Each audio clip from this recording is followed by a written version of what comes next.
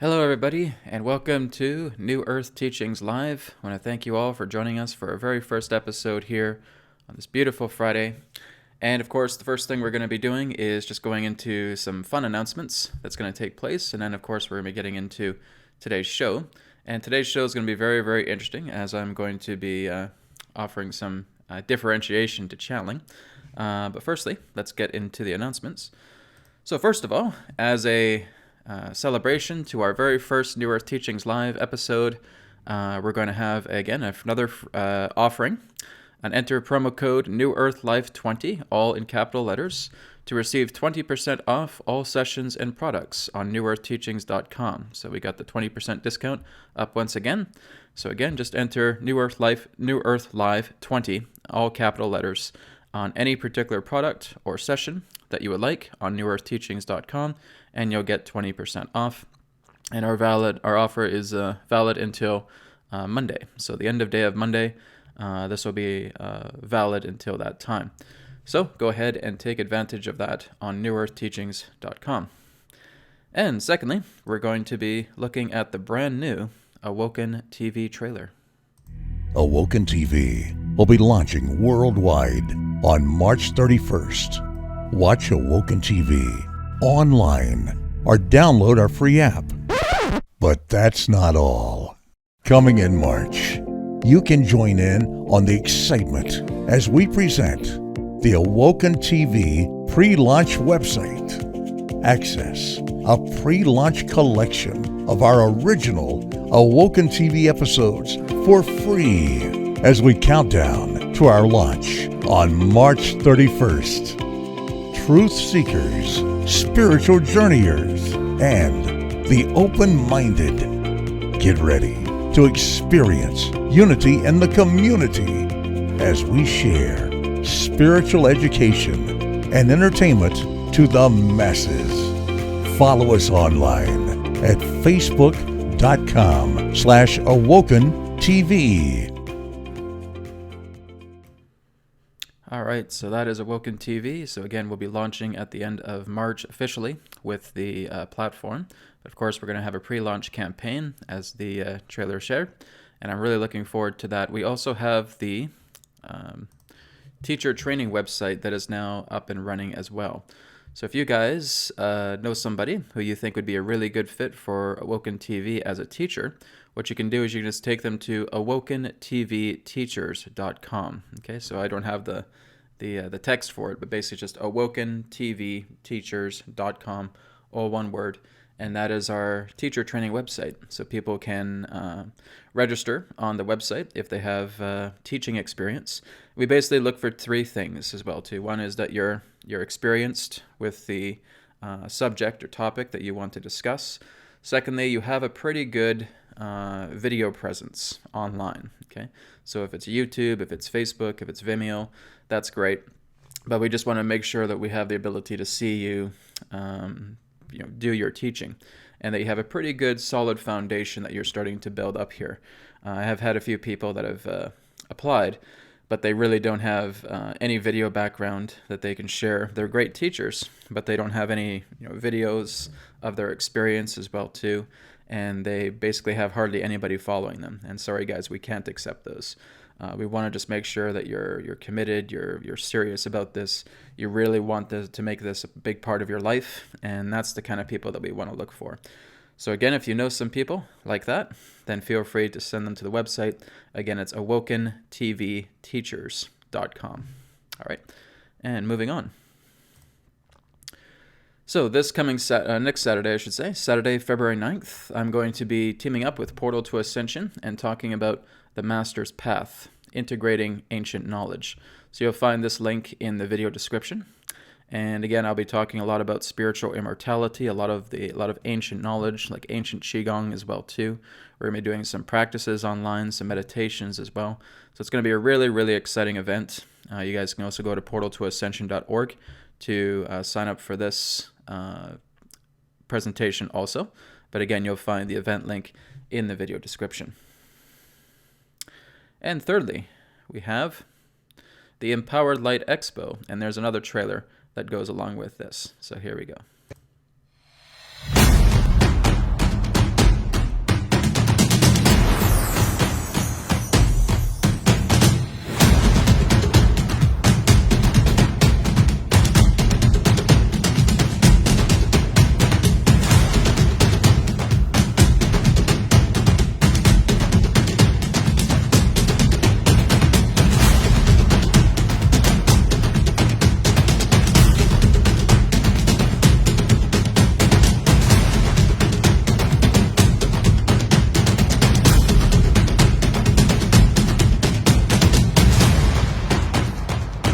alien visitors are real.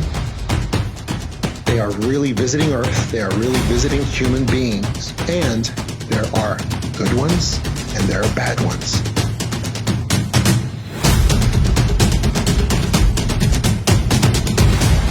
Your own sun is calibrating constantly for a set of instructions that interact and transmute together with your DNA.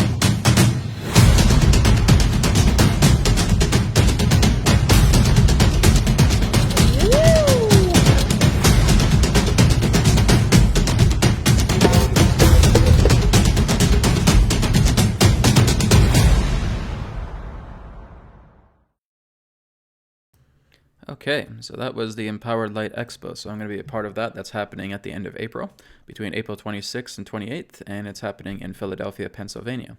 So I will be there for that whole week, and really looking forward to that. And of course, there's going to be an Awoken TV booth that's going to be there, and we're going to be offering some memberships discounts also, as we'll be having Awoken TV website platform will be up at that particular time also. So really looking forward to that. Go to empoweredlight.com for that. And now for our final announcement is, of course, the Cosmic Tour to South Africa with Michael Tallinger and myself. So again, this will be happening September 19th to October 2nd, 2019. If you guys want to join us, I mean, this is going to be the biggest adventure of my entire life. So I would love to have you guys coming along with me, right? If you have the means and you have the availability between September 19th to October 2nd, please come up and sign up with this. This is going to be great. Michael's going to come in. He's going to be sharing his extensive knowledge with all of these ancient sites that we're going to see. Plus, Adronis is going to be coming through, and he's going to be sharing additional cosmic information relating to this tour. So this is a once-in-a-lifetime tour, guys. So I say don't pass this up if you have the means. Come and join us. I think we only have about 35 slots available for the Cosmic Tour, and it's going to be amazing. I'm also going to be doing private sessions in Cape Town, South Africa, around I think it's around September 31st, 1st and 2nd, I believe. So I'll be doing that as well. This is going to be a lot of fun. I'm stoked about this, not only just to meet Michael Tallinger, but also being able to go to South Africa and just see these amazing sites. We are going to have an amazing frigging blast. So if you guys have the means, come and join us. It's going to be awesome. Okay, so we're going to go ahead. It's a lot of announcements, I know, but a lot of exciting stuff is happening. What can I say? So we're going to go ahead and get started with today's broadcast. Again, debuting live here, our debut show, New Earth Teachings Live. So again, I want to thank you, everybody on the chat. Thank you so much for being here. Now, of course, we do have a special announcement with today's broadcast. Now, a couple of days ago, I was actually doing a special kind of channeling. There was a client that emailed me and said, well, Brad, I'd really like to see if I can get an enlightening message from Seth, from the entity that was channeled through Jane Roberts. And I was a little bit lukewarm to the idea. I was like, well, I don't know, because I bring Adronis into everything.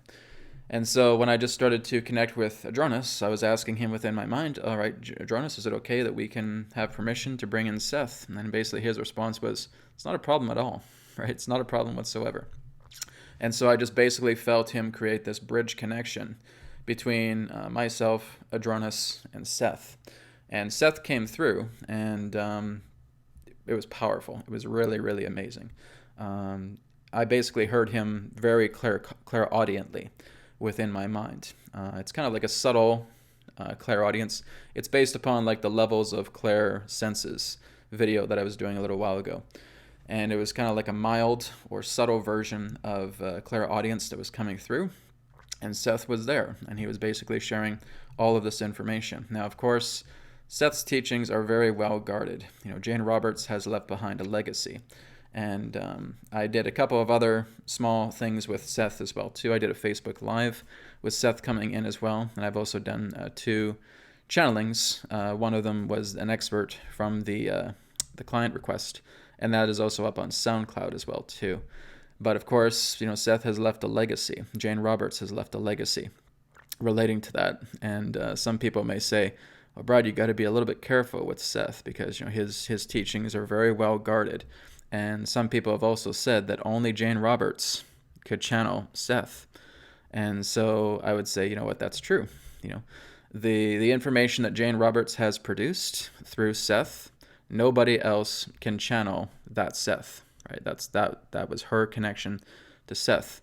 And basically what Seth himself has shared is that, yes, that is a version that was Jane Roberts. This is a different Seth that's coming through. And so it's a different version, we could say. And so it's not in any way impeding upon any of the old teachings from Jane Roberts or anything of that nature. But again, Seth was very, very cooperative. Like basically how I saw him was just kind of as a bright white light, just coming in and sharing this incredible information. But as I have always said for many years, it's not about the messenger, it's about the message, right? So there has been some really great information coming through Seth. And so I'm going to be bringing him in again today through Adronis. Adronis is going to be the bridge connection. And he's going to be sharing a message with all of us. Now, Seth is not available for Q&A. This is just a message that he's going to be coming through. After that's done, then we'll be getting into channeling Q&A with Adronis. Or again, if you guys have questions for me as well too. That's again what this show is all about. Here every Friday to just look at the chat, see if you guys have any questions for myself or for Adronis. But because this is kind of a special thing, I wanted to bring in Seth, and he can share a brief message with all of you. And like I said, this is just a different version of Seth. And again, it's not impeding any of the wonderful teachings that Jane Roberts has produced. Now, the funny thing is, I haven't really followed too much of Seth's teachings over the years. I've had little glimpses here and there. I did watch the video, the black and white video, where he came through Jane Roberts, and I was just blown away by that. That was powerful. But I haven't really read the Seth books. I've only looked at little excerpts here and there. I don't really know his philosophy too much. So, I haven't really followed him. It's not at the point in saying, oh my goodness, I love Seth so much, and now that he's finally coming through, this is great. No, I hardly know the guy. I hardly know the energy. So it's going to be a very, very interesting conversation that comes through. But having experienced his energy, he's a wonderful energy. He's powerful, very direct as well too. He just reminds me of Adronis a lot. So I was quite excited to bring his energy through. The reason why I'm so excited about it is because it came through a lot more clairaudience. Whereas I connect with Adronis, it's a lot more claircognizant. So when Adronis comes through, it's like an instant feed of information, instant transmission. But when Seth comes through, it's kind of like there's a clairaudient, and it's kind of like there's like a half-second relay of this information that's coming through, right? So it does feel kind of similar to what I do with Adronis, but much more in a clairaudient way. So powerful. So we're going to go ahead and get started and bringing Seth in for a brief message for all of you, and then we'll be getting right into Q&A. So again, thank everybody for being here. Hope you enjoy this, and I'll bring Adronis in first, and then Seth will follow. So here we go.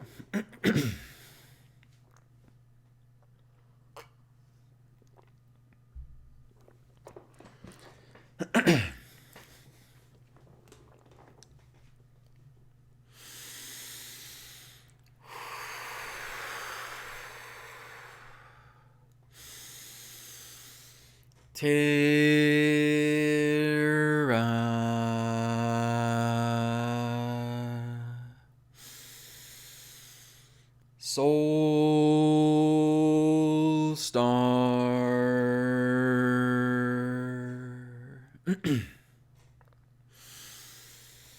Sirius.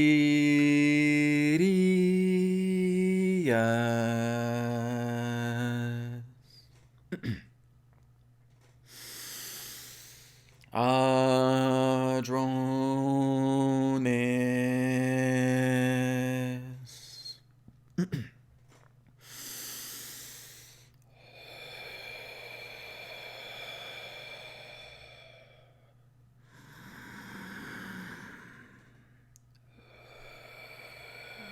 We are here at this time. We bid you greetings and thank you very much for the opportunity of this interaction today.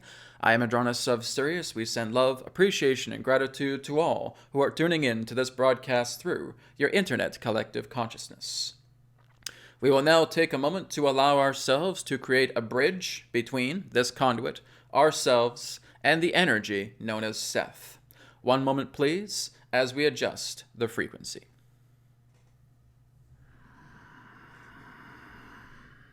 The time has come for you to allow new benchmarks of consciousness to come forward. This is the arrival point that you have made as a species.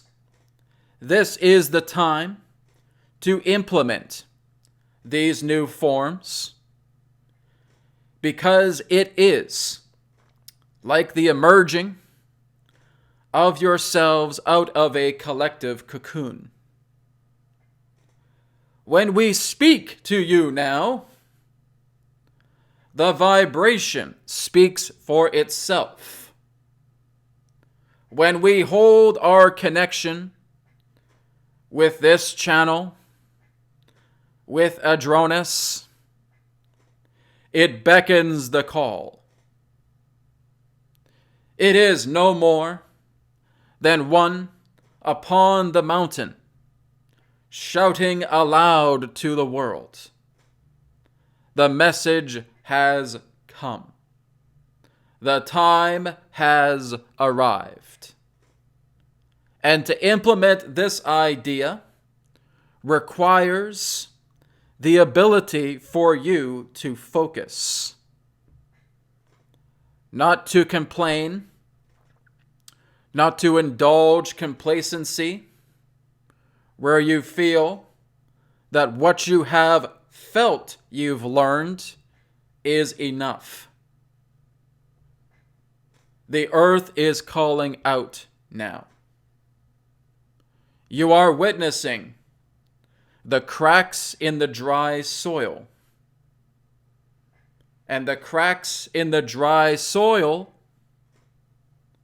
are the divisions on your planet Earth. Feel for this moment the entirety of your collective consciousness beyond the cracks in the soil. Feel in this moment each of you beating together.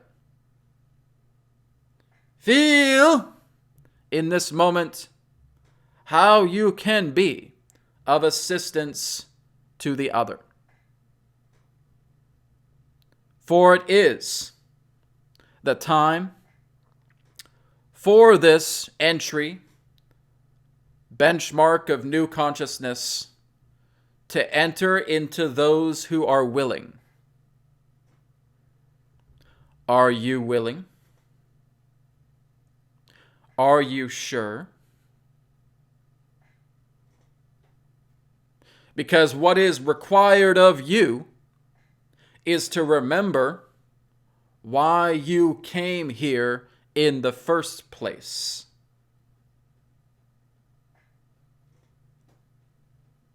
And that is important to feel, to be here, and to know that this has been your journey, your quest, your mission in life is to be called upon. Have you forgotten why you've come here? Have you been too busy running in circles with human agendas? Or do you now hear the call? The greatest distortion is the feeling of I. To feel that all that you do on earth must benefit only you and just you, and that others get a back seat to your demands, to your quest, to your journey. You did not come here for that.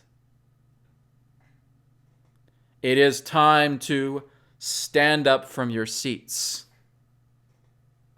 It is time for you to shout out loud upon the mountain. And those that listen will join you up top.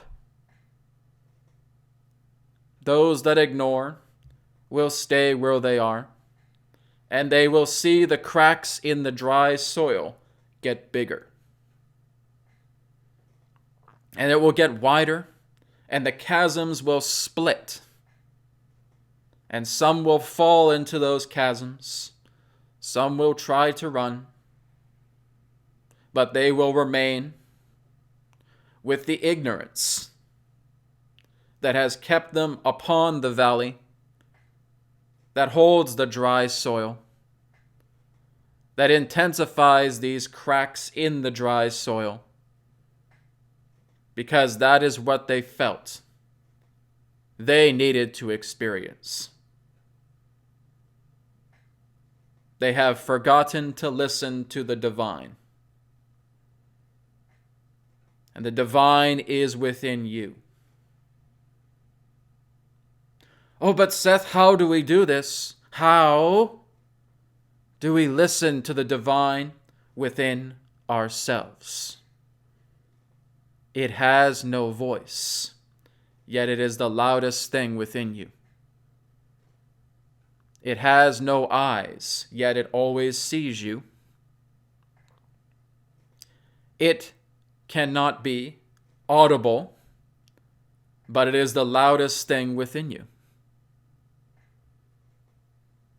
And so you must connect to that which is voiceless, which is without sound, which is without sight, but yet creates the greatest of those senses existing within your being.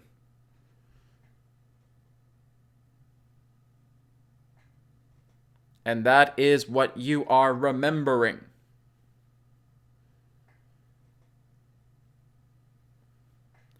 What does vantage point look like to you? How far do you feel you can see? How far do you feel that you can feel? Do you only accept reality with two eyes? With a pair of ears? With a pair of nostrils? With a mouth? With your touch? Then you are blind. The ability to feel cannot be described. The ability to sense all cannot be articulated. It is something you know you have, but you don't know what it is. And it is those that do know they have this that will make their way up the mountain. The earth has been singing this song to all of you for a very long time. There will be change. Yet, you stay within your human agendas and you forget. You adopt things that have nothing to do with you and you forget. Help one another. See others as you. And when you do this, you know that your feet start moving beyond your control. That the material world now expands into a greater one, where material is just blobs of clay waiting to be shaped, and you are the sculptor. For every cell, all molecules, all subatomic particles are just playthings. Matter does not dominate Matter does not control. It only obeys the eye of the beholder. So how will you behold your magic? How will your eyes choose to see what you are willing to naturally create as one?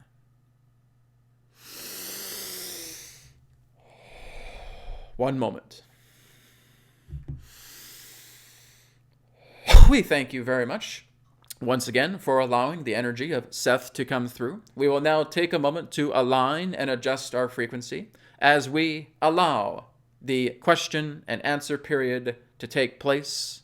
Allow us a moment to return to the conduit, and we shall begin this alignment. Thank you.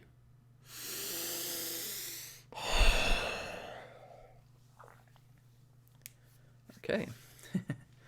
So that was a glimpse of Seth, guys. So again, not the same Seth as Jane Roberts, but again, a different version. And the message, I feel, was definitely quite powerful.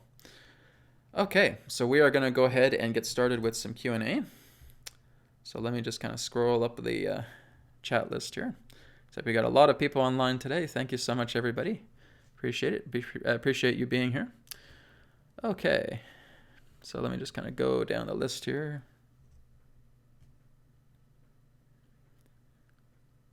Okay, so just take me a moment just to read some of these quickly as I go down the list.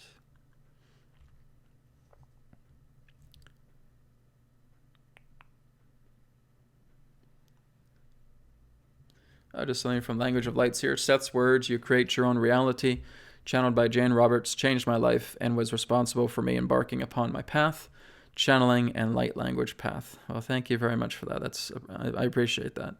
Like I said, I haven't really tapped too much into Seth's work with Jane Roberts. Like I said, I only knew little bits and pieces. The only channeling book I've actually read from front cover to back cover was The Law of One, right? And that's really been my favorite channeling book, is looking into The Law of One. And I was happy to being able to interview Carla Rueckert in 2011 before she transitioned. And I just really have enjoyed The Law of One. That's the only series of channeling books that I've really read from front cover to back cover. And I've really enjoyed those. But Seth, no, like I said, it was just little bits and pieces here. The excerpts that I did read with Seth were profound, absolutely. And like I said, the video that's on YouTube of the black and white with Jane Roberts teaching that class was phenomenal as well too. So definitely have a lot of respect for Seth. So again, I'm hoping all of you got a really good glimpse and understanding of that message to what Seth was sharing. Because really this is giving us the idea of the time. And what I like about Seth is that he represents the cryptic arts, right? He's very cryptic. And basically when he's talking about the mountaintop and he's talking about the valley where we're seeing the cracks in the soil, right? That's representing the collective divide that Adronis has talked about. And that if you don't make your way up to the mountaintop, you're going to stay in the valley and you're going to face off all of these deep chasms and cracks that are happening that could cause you to plummet deeper, right? So powerful message. Like, it's even for me, just take a minute. Oh, okay, I kind of get what he's saying here. It's interesting. But yes, it's very, very true. We want to make sure that we are working with each other. We're going past the idea of the neediness, the clinginess, the I mentality, and really coming into the compassionate centers. Really, this is just part of what I do as well, is just coming onto these broadcasts and sharing this all with you, because it is important that we come together, we talk, we share, we speak, and we do our best to be compassionate workers. And it just kind of reminds us exactly about why we're here. So again, really great information from Seth there. Okay, well, here's a kind of an interesting question from Cheryl. Cheryl asks, does Adronis have free time or free no time? What does he do for fun, and what can we learn from this? Okay, so good question. I've had some of those questions with Adronis in the past, but he can cover it himself. Here we go.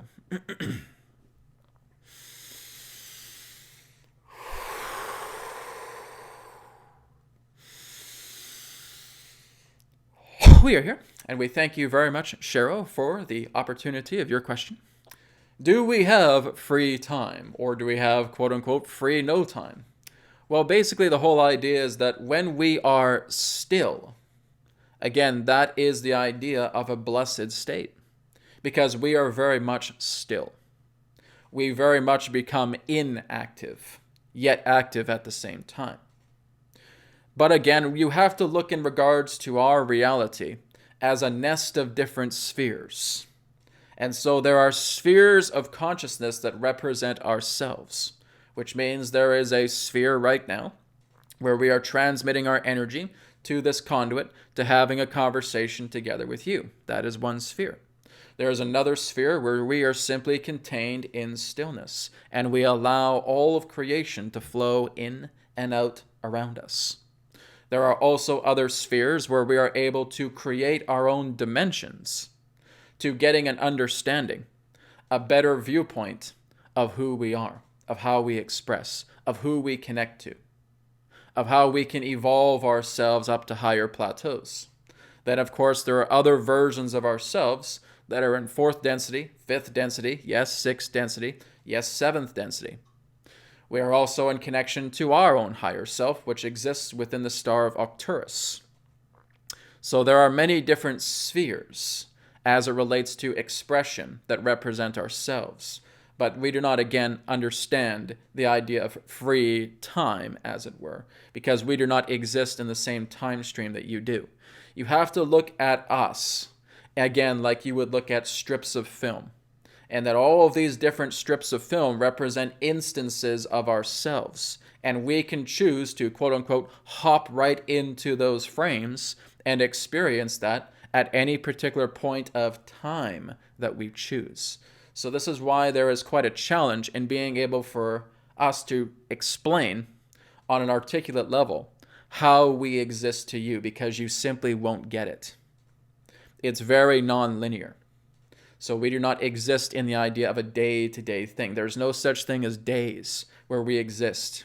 There's no minutes, there's no hours, there's no seconds. Those are man-made inventions. So any particular form of expression that you can imagine us doing is one probable reality of that happening. We do not even exist in your concurrent universe. We exist in another probable universe to where we are connecting together with you.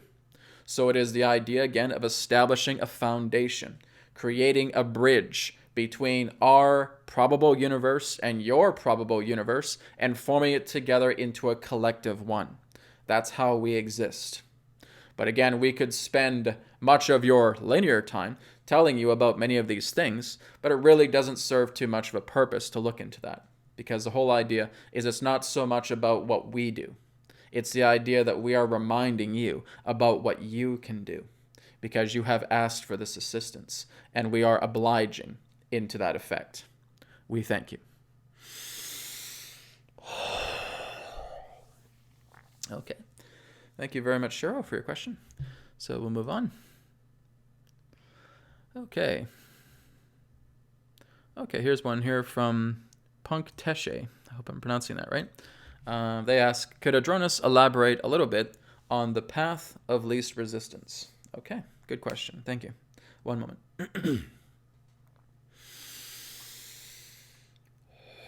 We thank you once again for your question. The path of least resistance is that which you know is completely without any form of conflict or turbulence or any particular form of restraint upon the path that you know is true to yourself. So we could say really that when you're looking at the path of least resistance, you're looking towards a path of authenticity. True authenticity with you has no forms of obstructions whatsoever. There's no hurdles to jump over. There's no grains that are hitting you in the face, telling you don't come this way.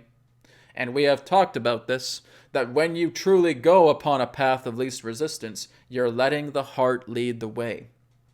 You're following your true empathy and intuition. You're not making choices anymore. You're making decisions.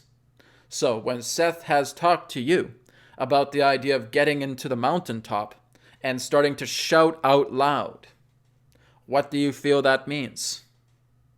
That is the result of a path of least resistance. That is a reminder. Because when you're getting to the mountaintop and you're looking down, you are exactly where you need to be. Because from that vantage point, you see everything. And you can accomplish this. And what brings you to the mountaintop is that authenticity, is the idea of the decision over choice. So when you're down in the valley and you're noticing that there's these cracks in the floor that are taking place, the dry soil, as Seth calls it, then again, that's letting you know where you are isn't working. You need to resolve yourself, you need to listen to yourself, and you'll start walking past those cracks, and you'll start finding the entrance. And that entrance will start taking you up the mountain. So it again is important for you to understand that the mountain itself represents the new earth. The mountain itself represents your path in following this trans-dimensional shift that's taking place. You can stay in the valley and try to think that you need to put more sand in the cracks that are happening to try and cover it up, but it won't work. This again is what we have talked about as the collective divide. The collective divide represents all of these different forms of groups that are forming, that represent division. They represent feelings of separation only as an illusion, as a means about how people feel they want to live their lives. And so there will be those who will decide to stay in the valley because they feel that this is what they must do. They succumb to the idea of their fear. They yield to it in that way. And so they stay exactly where they feel they need to create, to play with that energy. And then there are those who remember, those who recall, those who are reminded that you came here to work together as a people. And it is those that are going to move past the cracking floor and enter upon the pathway leading to the summit, where you are again high up in a greater vantage point and shouting out loud. What you shout out loud will be something that will come to you because it's what you were here to do. So that again is just giving the impression of following a path of least resistance. You let the heart lead the way. You work with decision over choice. And that is helping you to trust yourself and saying that, no, this isn't for me anymore. I've seen how much conflict it brings. I see exactly all of this emotional turmoil that I'm still going through. Now I'm choosing to work with it. Now I'm going to bring it back into love. I'm going to look at the opposite effect. I'm bringing that love forward. I'm washing clean all of this trauma. And now I see the path ahead, and it will lead up to the summit. And that can be your journey if you are willing to listen to yourself, to trust yourself, to be open, and let the feet walk themselves rather than you trying to control everything. We thank you.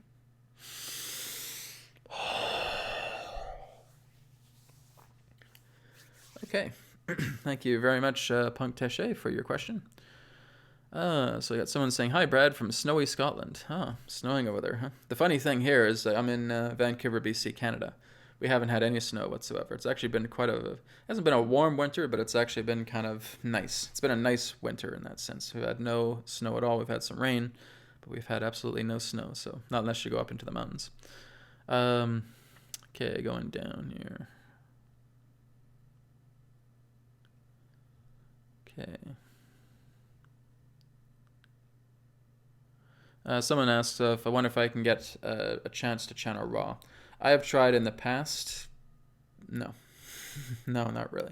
Ra is very, very difficult to connect with. I've certainly had visions with Ra. There's been times where Ra has visited me. But I have not been able to successfully channel him. So, yeah. He's very, very selective with channeling in that way. Like I said, when Seth came through, it was all just part of an agreement. And like I said, I'd never expected to channel Seth. So when he came through and he said, yeah, this is good, it's fine, we can do this, then yeah, certainly brought me into a lot of great happiness. I felt as excited as channeling Seth for the first time when I started to first channel Adronis for the first time. It was thrilling. So being able to feel this kind of clairaudient way of how he comes through is wonderful. Okay, so I'm just going to kind of scroll down the list here a little bit more. We are getting quite a bit of chat responses here. Okay, here's Lightspeed 512. Hope I'm pronouncing that right.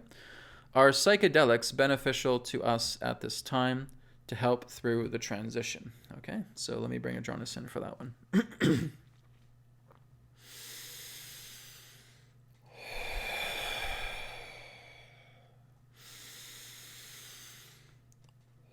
We thank you very much for your question. Are psychedelics helpful? Well, that is all part of the means to how you wish to use them. Now, some people will decide to use psychedelics as a tool, as a guide, as a teacher in that way, and helping you to look inside yourself because you may not know where you feel you want to start. And so if you decide to do something like psychedelics, let it be something in that sense that serves you. You're not doing it because it's fun. You're not doing it because it's an addiction or because it's a fix, because that can take a great deal of toll on your life energy. So you want to be very, very mindful that when you are bonding in this way, it is indeed a sacred practice. You are allowing the psychedelics to bond with you, to connect. You are bonding with consciousness. And so they will show you. A lot of it comes through imagery. A lot of it comes through feeling. A lot of it comes through that state of metaphor as well too, about what you're holding on to inside. So again, it really has to be your own call with this. Do you have to have psychedelics? No, of course not. You have the ability to look into all of this in very simple ways. As we have talked about, start with a journal, start with a notebook, and just start to write out whatever you feel the conflicts within yourselves are revealing, and just write it out. And once you write it out, close the notebook, put it aside for a while. Then you come back to it with much more of a neutral stance. You look at these again, and now all of a sudden your higher intuition is coming through and you're writing out all of these responses to what you have put together that relate to conflict. This can help you just as well. So it does not always have to be a trip to psychedelic city, we will say. Again, sometimes that may benefit people. Some people may even abuse that also. But again, this all has to be part of your decision-making process. If you are feeling that psychedelics help you, assist you in this particular way, then by all means feel free. But again, all we ask is that you are looking at it in that form of a collective bond, that you are bonding with another life, and that consciousness is becoming one with you. And you are therefore looking on a very serious level to what it has to share with you in that state of connection. All right? Thank you very much.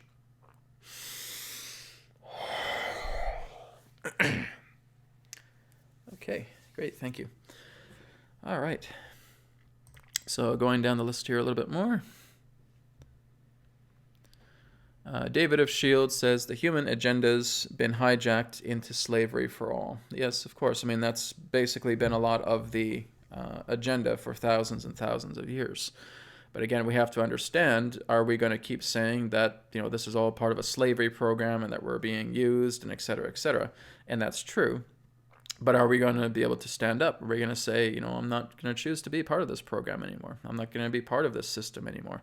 Because now I'm learning a lot more about myself that I never thought existed before. So I'm going to go my own way. I'm going to leave the modern system behind. I'm going to start working upon myself. I'm going to start developing myself. I'm going to start improving my health.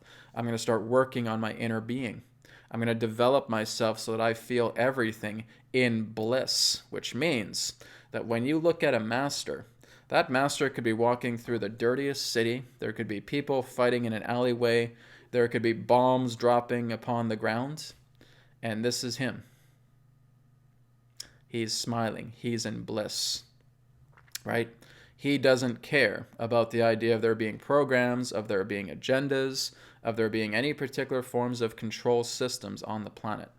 He or she is completely content with who they are And when they walk, it's like flowers are just growing beneath their feet.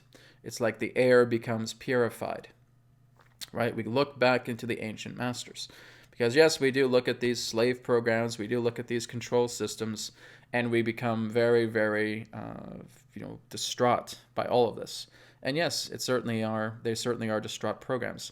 But guys, this is going to get worse and worse, right? I'm telling you that right now. A lot of people say, I hope 2018 was better. I hope 2019 is better. 2018 was much more intense than 2017 was. 2017 was much more intense than 2016 was, right? So these years are getting more and more intense. They're not going to lighten up. As long as you look at it from system agendas, from control programs, from slave systems, etc., you're going to go further down a rabbit hole that's going to get more and more ugly the more that you plummet down it, right?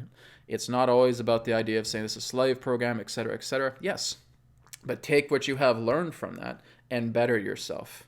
Take what you have learned from that and grow and nurture yourself, because this is what people truly require, right? So a lot of people now that know that this is all part of agendas, that this is part of control systems, that these are slave programs. A lot of people know that, right? A lot of people don't want to believe it, but they hear it. So really what they want to do is seeing people who are able to realize that that's happening, but they work on growing, on nurturing themselves, on developing themselves. And how do you do that? Well, how did Jesus become a guide, right? How did Buddha become a guide? They had to leave their worlds behind. They had to give themselves permission, their own time to work upon themselves and like folding themselves inside out, and are now starting to realize exactly what they're holding on to. Because no matter how grim a system is, it's only just a reflection of our own darkness that we're seeing inside. So if we want to really clear out that darkness, we need to start bringing a lot of light into ourselves. We need to start looking into the idea about that complete and total appreciation, even of the great darkness that is showing everything about ourselves that we know we're not. And that's the grand teaching here. So it doesn't really matter about slave programs or agendas or disclosures or anything of that nature. That's the world being the world. That's the systems being the systems. It's when you actually go into yourself and you discover the greatness within, because the greatness within yourself is far grander than any of these little teeny weeny bitty systems of control, of agendas, of slave systems, etc. Because when you know that you work with yourself so diligently and so deeply, you are now incorruptible. You can't be corrupted, right? You cannot be coerced into these systems anymore. You have broken free. So meaning that we coexist on the same planet, and this planet may have slave agendas to it, but you're not a slave. You're just walking across this planet as any good person would, and you're not affected by any of the programs that are running amok. You are again in that state, and you're spreading this love all around. Doesn't matter if a person wants to come up and stab you right in the back. You don't care. I did what I needed to do, right? Because I am far more than what this physical body dictates. I am reality. I am life. And when you get into that mentality, you are completely imperturbable. You can't be disturbed by anything, right? So like I said, they can be walking through a city, there's bombs dropping everywhere. They don't care, right? They are completely imperturbable. And some may say, well, Brad, is that really possible? It is. It certainly is. I've certainly had those moments, right, where I've just walked around and I've even just heard, people, I just felt people's energy around, about conflict and shouting and anger, etc. But still smiling about it, right? And just putting this wave of love towards everything, right? So I've only experienced moments of it, absolutely. But when you're looking at a lot of these wonderful, great masters of old who have just been able to hold that frequency all the time and live as that, well, that's the summit. That's exactly what Seth is talking about, is coming right into the summit, and all you are is the beacon of love. And you will do everything within your woken breath of this body to just understand that love can spread out through the entire planet. And that's what makes a difference, right? You can complain and you can look at all these systems and you can, holler your head off about these agendas until the cows come home. Is it going to make a difference? No, not really. It'll educate people. It'll make people aware that these things will happen. But then they say, well, what are we supposed to do? How are we supposed to take care of this? How are we supposed to grow, right? And again, if all we're focusing on is about how evil these systems are, you're stuck. So the whole key here again is working upon yourself and saying, yes, I know these systems are happening because they're showing something within me that I am constantly retaliating against because I feel that I want to put my own state of control forward. And so it's basically the idea of fighting fire with fire. You're not going to win, right? Resources for these systems are too strong. You try to combat them, you will fail. The only way that you're ever going to advance yourself is by looking into what these systems are doing to you personally and working to resolve, making peace even with the worst systems that you can possibly imagine, and starting to create that nurturing, growing spiritual path where you are imperturbable, where you have equanimity. That's what's going to make a difference. Okay? So I just wanted to put that out there based upon that question. Okay, so, oops, moving on here. Let's see, kind of lost my spot already. Okay, so I just have to kind of start at a random spot. Parker's praises. Hi, Brad. Was told twice by beings of light that I was an aquatic being from Sirius and needed to live by water for my energies to flow better. How close? I just need more explanation if you could please. All right. Well, One is Glad. Thank you so much for the donation, $20. So One is Glad, you're awesome. Thank you so much. I appreciate that. Okay, Parker, getting back to your question. Again, basically he's saying is that he has been told that he is an aquatic being from Sirius and needed to live by water for his energies to flow better. How close? Well, I didn't really give you the message, so I really couldn't tell you. I'm just kind of looking back into people who have been told to live by water. Usually it's by the coasts in that sense. That's just my feeling. Some people decide to go by the coastal cities, but they also want to do meditations in the water. Now, the reason why they may suggest you going to the water is because there are aquatic beings that do exist underwater. Okay, there's a lot of other different forms of extraterrestrial agendas happening on this planet that many of us are not even aware of. And so there are subterranean beings, yes, and of course there's also underwater beings as well too. So when they're telling you to get closer to the water, yeah, it could be again like around a coastline or around a beach, for example, and you're just tuning in and you're meditating, and now they are actually able to tune into you because you're tuning into their domain. Okay, so if you feel that you want more insight on that, I would suggest just talking to those beings again, and they may be able to help you a lot further with the specificity of it.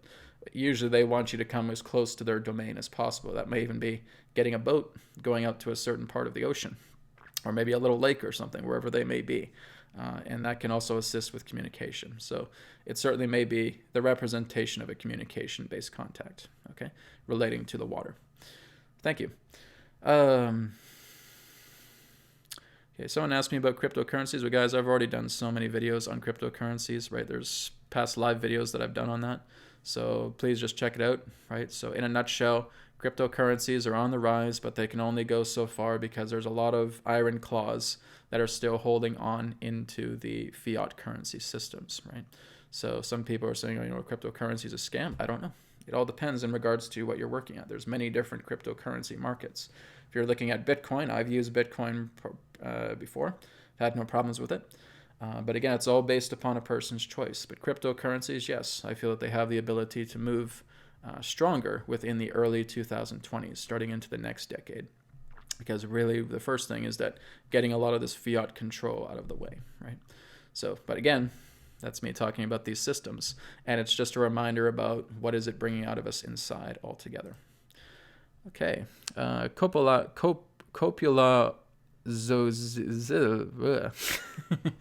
I apologize if I can't pronounce your name. But Copula, thank you so much for the $5 donation. I really appreciate that as well, too. Much love to you. Thank you so much. Okay, let's move down the list here a bit more. Okay, here's an interesting one for Adronis from Kathy. Kathy asks, Adronis, how would you describe Antares and its people? How would they assist Earth, if any? Okay, well, let's take a moment and bring Adronis in and see if he can communicate with that.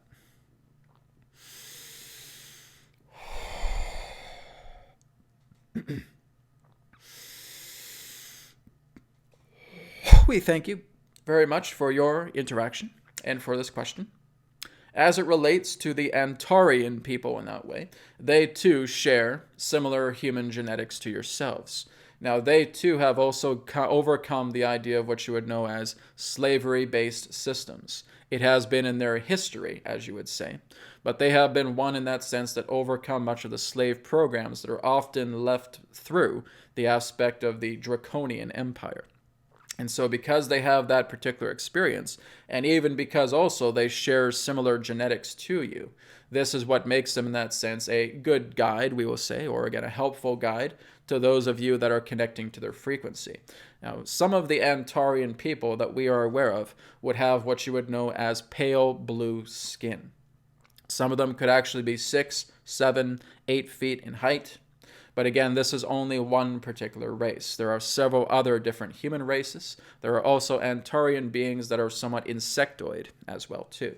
So again, if you decide to connect with the Antarian people, again, just allow yourself to put out that call and bring them forward in that way. Often much of the ships in that sense may appear to be arrow-shaped, or in that sense similar to that of an egg or even a teardrop as well too. So therefore, you can look at it in that particular way, relating to the Antarian people. But this is one particular race that we are familiar with, relating to, again, the pale blue complexion, 6 to 8 feet tall approximately. They have male, female, androgynous genders, we will say, relating to their own civilization. They have overcome many different forms of slavery-based programs, and some of them are also assisting behind the scenes as it relates to their connection with the Galactic Confederation of Planets. We thank you for your question.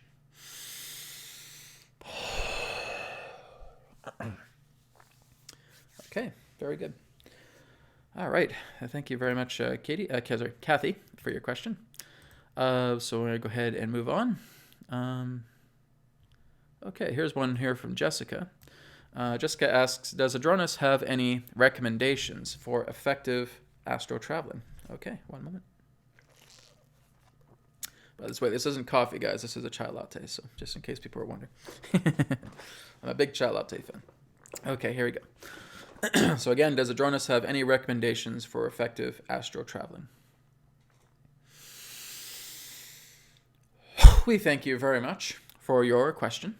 Well, here's a simple experiment that we would like to give all of you right now. If you are willing to participate, right now, get yourself comfortable. Make sure your legs are spread apart. They are not crossing. Get your back in that sense in a nice straight position. Take a deep breath in and a deep breath out. Close your eyes.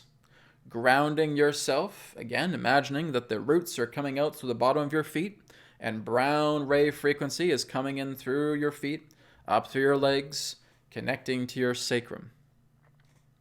And feel that energy mixing together with the chakra centers now, from the red to the violet, all the way up to the top of the crown of the head, bringing your arms out, slowly arcing this energy down to the bottom of your feet as you connect in solidity in the foundation of grounding. And now we ask you right now to choose a favorite location upon your planet, whether you have been there or not. Just tell yourself you want to be at that favorite location in 3, 2, 1, go there now.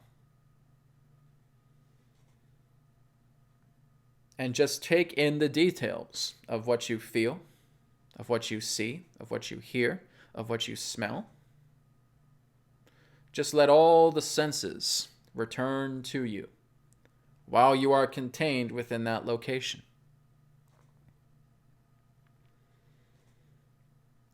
Take a moment to kneel down to the ground. Perhaps there is sand on the ground. Feel that sand. Perhaps there is concrete. Feel that concrete. Perhaps there is dirt. Feel that dirt.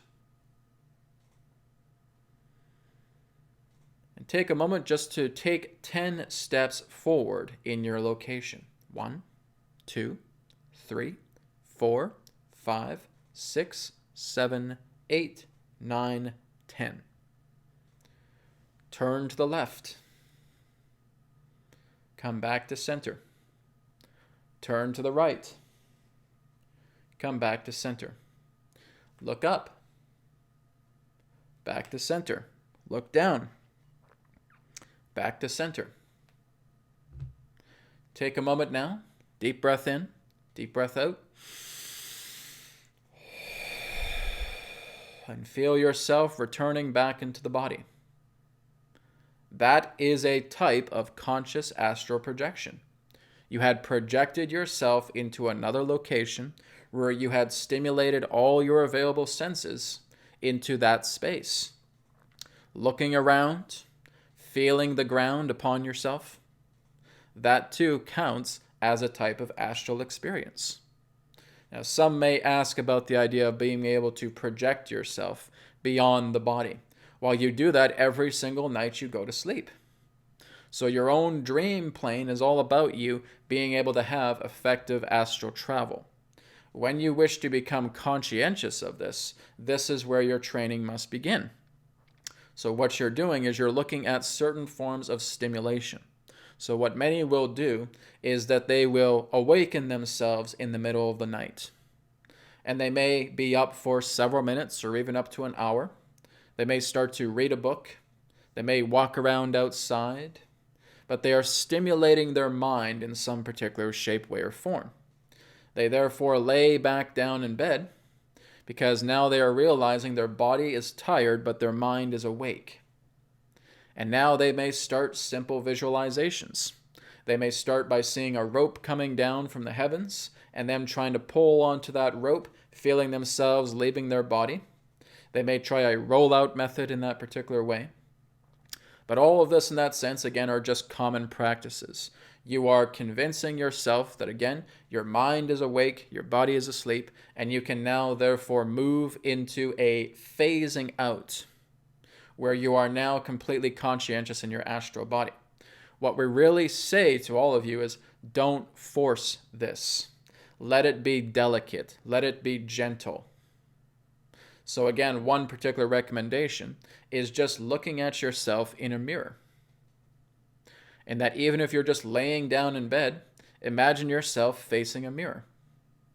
And allow the details of your reflection to come through. Sometimes you may not even have a reflection. Nonetheless, you just see a mirror in front of your face. And just holding certain thoughts, holding certain intentions for a matter of seconds, and then switching into other exercises. But you're keeping your mind awake as the body goes sound asleep. And before you know it, you're all of a sudden seeing yourself completely projected out of the body. But again, this takes continual practice. So again, the whole key here is it is that fine point between the aspect of being awake and being asleep, about hitting that REM cycle at the point where your mind is still conscientious of your awareness. And now you project into that particular phase. And that is therefore advancing past the body and therefore having astral experience to connect with through conscientiousness. All right? So continue to give that a try. We thank you. Okay. Thank you very much for your question. So we're probably going to take about 2 more questions, guys, before we wrap everything up here. So we're going to take 2 more questions.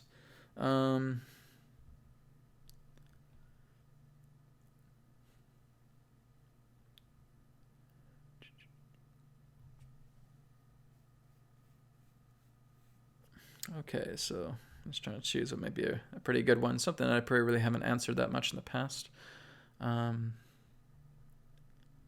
That's a hard one because there's a lot of good questions here. Okay, here's one from John Doe. Is the awakening process something that comes from the higher self? The higher self tells us when to wake up. So many here seem like they will never wake up no matter what they learn. Yeah, and I'll cover this one. Yes, I mean, really have to look at the higher self as your architect, right? The architect of your reality is your higher self. The idea of your game plan, of your mission, of your milestones that you're meant to meet here in life is part of the architecture that your higher self has created. So when we're going into an awakening process, it's because we've hit a milestone, right? We created that impression that throughout life we will come to a point where we hit the milestone of a great awakening, right? And this can come in many different ways. It can come from us reading a book. It can come from us, going to a lecture. It can come from us having a profound dream and just realizing that we are now moving into a greater awakening experience. But yeah, that's all part of a design. That's all part of an architectural manner. And the higher self and the lower self really are just one. But we differentiate that based upon the aspect of physical impression or the aspect of experience in that way.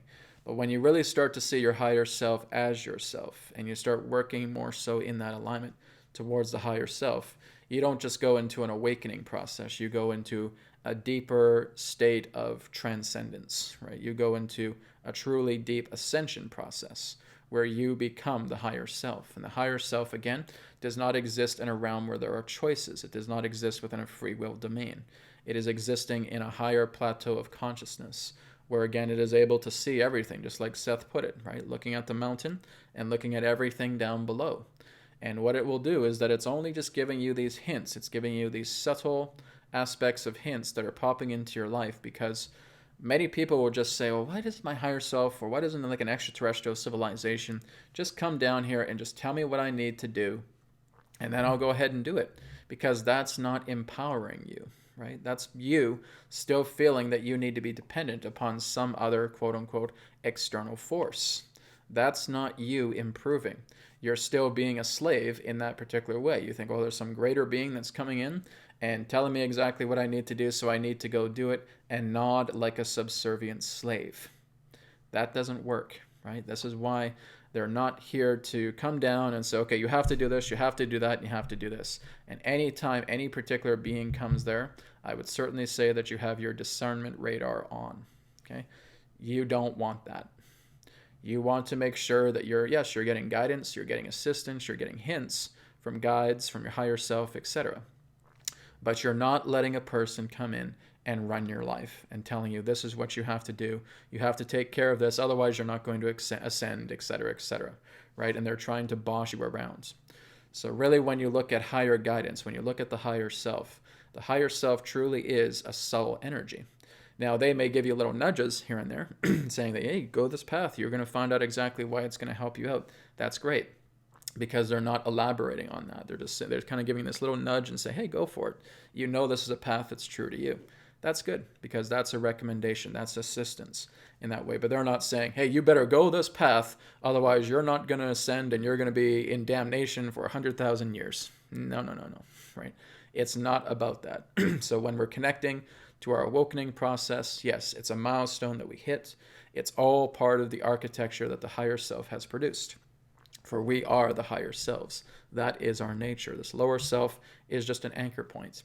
It's just a smaller, fractalized consciousness existing within the grand scope of the higher self, where we have decided to incarnate in this body, again, allowing some particular form of quote-unquote limited intelligence to come through to get an understanding about who we truly are. And a lot of us have just forgotten that way. So we are going to get stimulated as much as we can throughout our journey to help us remember what we have learned in times of old, in times of ancient history, beyond the stars in that way. All of that is attempting to come through. But again, we're looking at this too much through human-based programming. About logically tell me everything that I have to do. Practically lay this out for me. Rationally explain this. We can't do that. You cannot get the idea of clarity by rationalizing everything to death. A lot of this really involves going into your feelings, going into your emotions, going into your heart, and connecting very, very deeply to these deeper levels of consciousness that reside within you.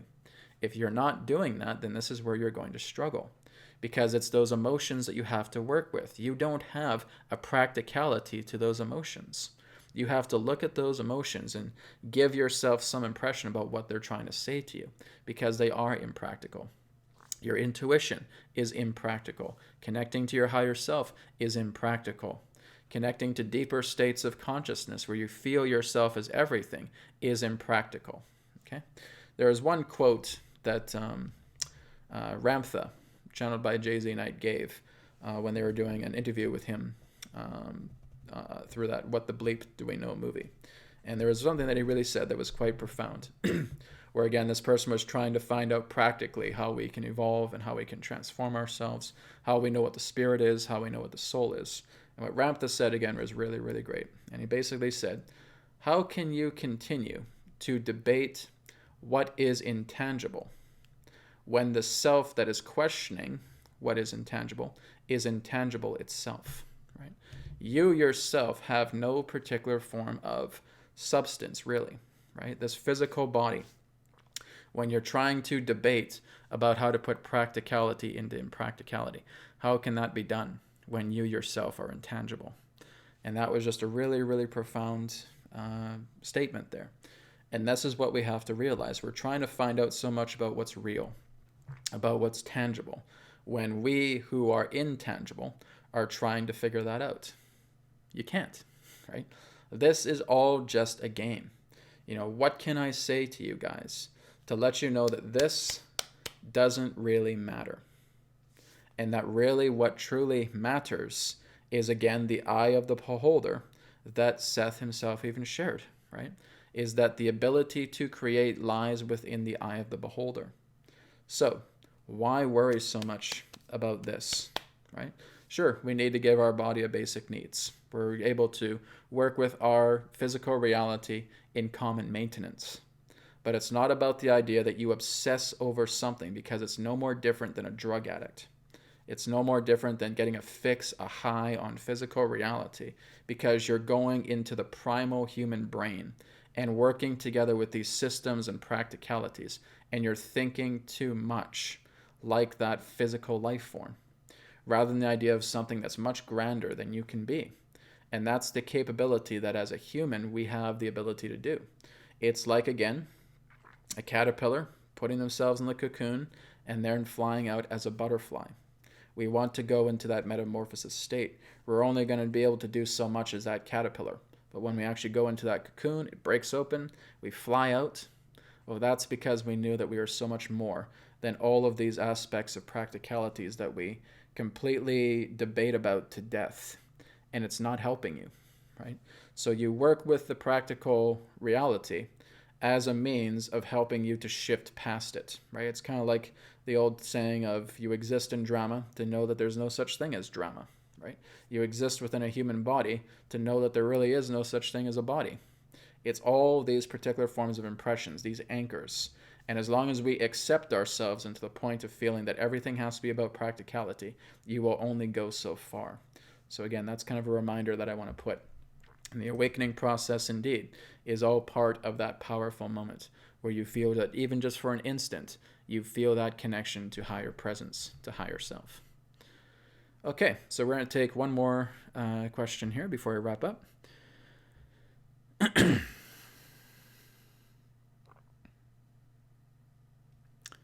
Okay. This is a hard one because there's some good questions here. Probably going to go straight down to about the bottom of the chat and just see what's happening here.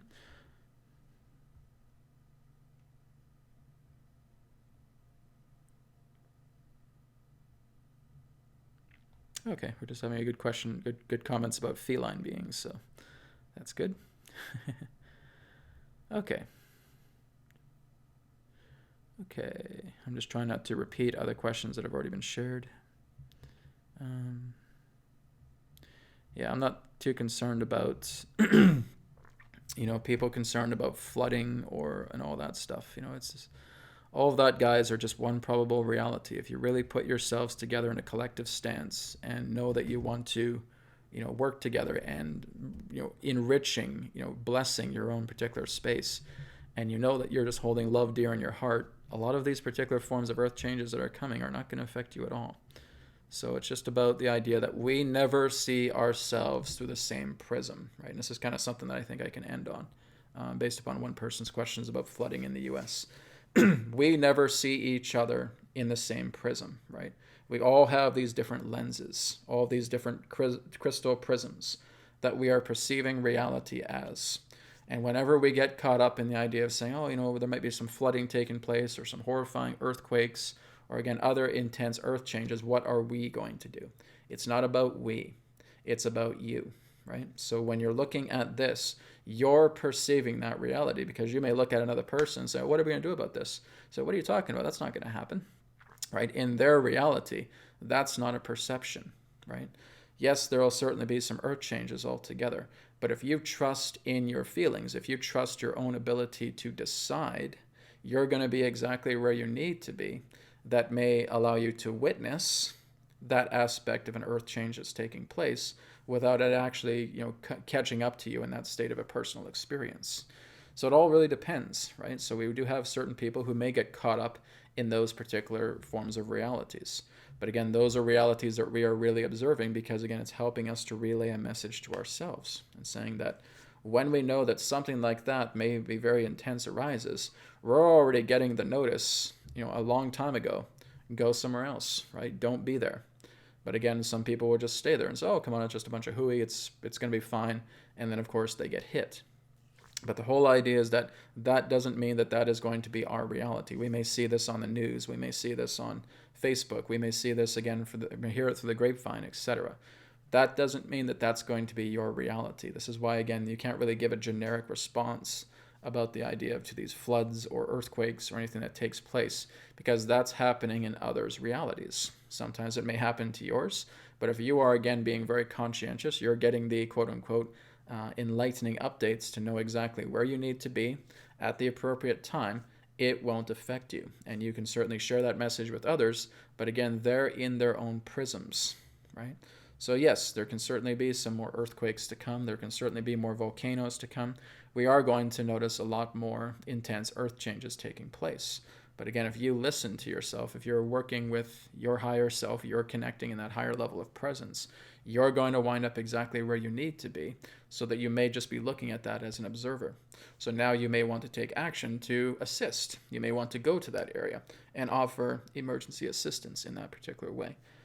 So again, it depends. It's a very challenging thing to say to people, because we all look at these things very, very differently. Absolutely. I mean, there may be some situations with drought happening in certain areas of the U.S. or again, certain areas of Africa and Europe, etc. We may have some earthquakes around Japan, around areas of Alaska. And as soon as I say these, someone go, Brad, what are you talking about? There's going to be earthquakes in Japan. I'm basically speaking hypothetically here, guys.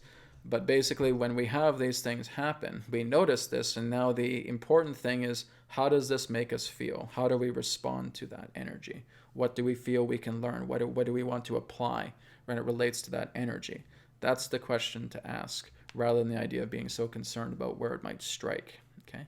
How will you react when you notice something like that will happen? Do you want to go there and help? Do you want to inform people that this has taken place? What do you want to do? Listen to your feelings when that comes together. You may feel a sensation about not being where you are a couple days before, maybe a big flood hits, and you decide to move, and you decide to get out of that area because you're trusting your intuition. Those are the things that matter. Those are the things that's important. Not so much about trying to nail down a date as it relates to some particular type of disaster. Okay? So I hope that helps. And again, thank you very much, everybody, for tuning in to this inaugural episode of New Earth Teachings Live. So we'll be back next Friday with another episode. So again, before we depart, again, the offer, 20% off on newearthteachings.com is available. Just enter promo code NewEarthLive20, all in capital letters. Receive 20% off all sessions and products on newearthteachings.com. And again, the offer is valid until the end of day on February 4th, on Monday, February 4th. So take advantage of that while it lasts. I do have some free time coming up this week and next to book in some sessions as well too. So I'm looking forward to that.